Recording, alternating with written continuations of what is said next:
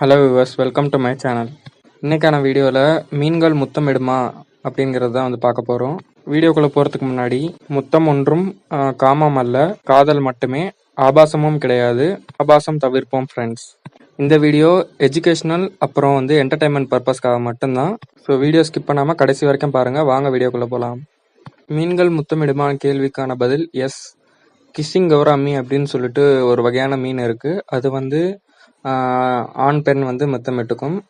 அதை தவிர மற்ற மீன்கள்லாம் வந்து எப்படின்னா, நம்ம கையில வந்து ஃபுட்டு, அதாவது புழுக்கள் வச்சிருக்கும் போது புழுவோட சேர்த்து நம்ம விரலையும் வந்து கடிக்கும். ஆனால் அது வந்து கூசுற மாதிரி இருக்கும். எக்ஸாம்பிளுக்கு கோல்டு ஃபிஷ்ஷு, கப்பி, மாலி எக்ஸெட்ரா.